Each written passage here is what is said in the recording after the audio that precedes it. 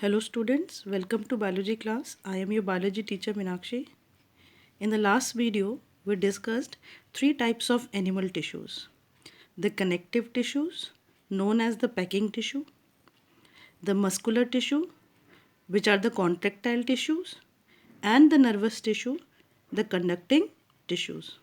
In today's video, we shall start our discussion with plant tissues. In this video, we will discuss the classification plant tissues and the characteristics of few types of plant tissues. Students, plant tissues on the basis of dividing capacity are classified in the following ways. Plant tissues are of two types.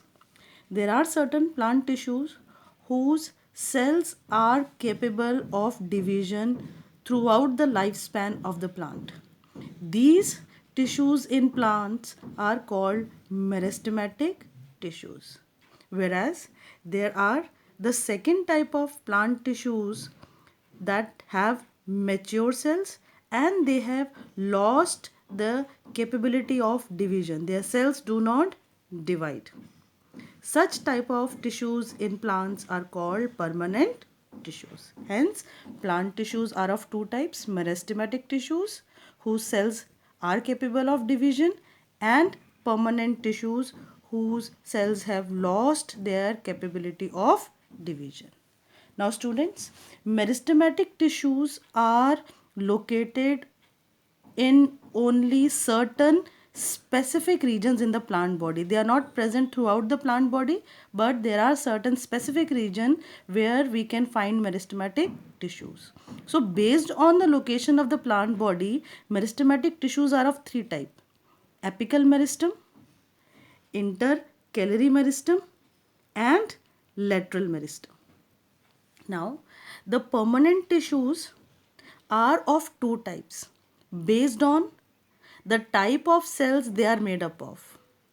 The two type of permanent tissues are simple permanent tissues and complex permanent tissues.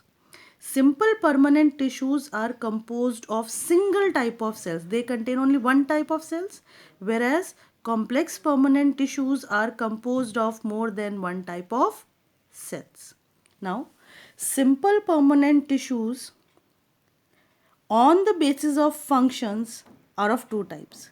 There are certain simple permanent tissues that are supportive in function, and there are certain simple permanent tissues that are protective in function. So simple permanent tissues are either supportive tissue or they are protective tissue.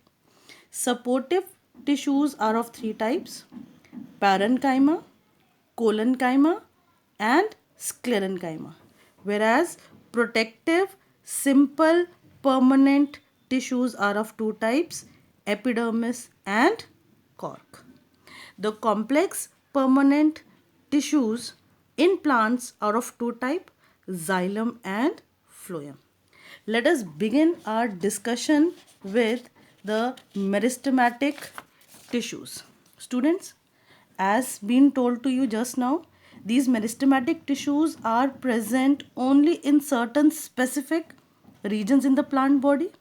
So, growth of the plants occur only in these specific regions where these meristematic tissues are present. Now, since these tissues are responsible for the growth, that is why they are also called growth tissue. Now, these meristematic tissues are found in the growing regions of the plant like root tips, shoot tips, base of leaves, and more. And meristematic tissues have the following characteristics. The cells of meristematic tissues are actively dividing cells. They keep on dividing throughout the life of the plant. Now, since these are actively dividing cells, the cells have dense cytoplasm and a prominent nucleus, as nucleus is concerned with cell division. They have very thin cell wall made up of cellulose. Usually they lack vacuoles. They do not have vacuoles because these are actively dividing cells, so there are not much substances to be stored in the cells, and intercellular spaces between the adjacent cells is absent, as we can understand from this diagram that the cells of meristematic tissues are compactly arranged without any intercellular spaces. They have dense cytoplasm and a prominent nucleus and a thin cell wall.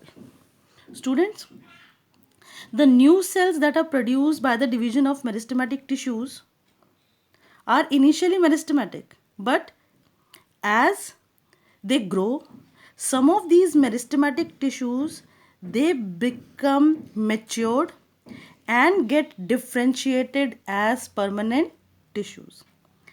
Differentiation means acquiring a specific permanent shape, size and function. So some of the meristematic tissues, they become matured and get differentiated as permanent tissues, and some of the meristematic tissues remain meristematic. Next topic is types of meristematic tissues. Based on the region where they are present in the plant body, meristematic tissues are of three types, students. Number one, apical meristem. Apical meristem is present at root and shoot tips and growing young leaves. They are also called primary meristem because apical meristem give rise to various other types of meristem in plants. As we can understand from this diagram that I have used blue ink for marking apical meristem, and it is present at the tip of a stem. This is a section of a stem drawn in the diagram. And the function of apical meristem is it increases the length of the plant because it increases the length of the roots and the length of the shoot. So overall it is responsible for increasing the length of the plant. The second type of meristem is intercalary meristem. Intercalary meristem is present at the base of leaves, twigs, which are the soft young branches, and at the base of internodes. Again, we can understand this from the diagram. I had used black ink for marking intercalary meristem. It is present at the base of twigs, at the base of internodes and young leaves. On either side of the nodes, intercalary meristem is present. And the function of intercalary meristem is it increases the length of organs, branches, and it is responsible for the bending movement of twigs. The third type of meristem is lateral meristem, which is also called cambium. It is found in the vascular bundles. Student, vascular bundles are the packets of xylem and phloem, and it is present on the lateral sides of stem and roots. I had used red ink to mark lateral meristem. The function of lateral meristem is it increases the diameter of the plant, and the diameter of the plant is called girth. So it is responsible for increasing the diameter of the plant. The second type of tissues in plants are permanent tissues. These are formed from the differentiation of meristematic tissues. Again, differentiation means to attain a permanent shape, size and function. Now once they get differentiated, the cells of these tissue, they lose the ability to divide. They cannot further divide. And permanent tissues have the following characteristics. Cells are differentiated and have a definite shape related to the function they perform. Cells may have thin or thick cell wall.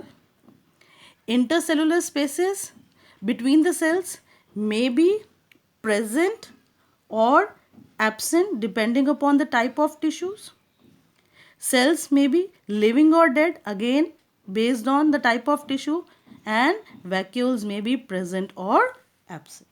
So students, the basic differences between meristematic tissues and permanent tissues are: meristematic tissues, their cells divide repeatedly throughout the life of the plant body, and the cells of permanent tissues are differentiated and normally do not divide.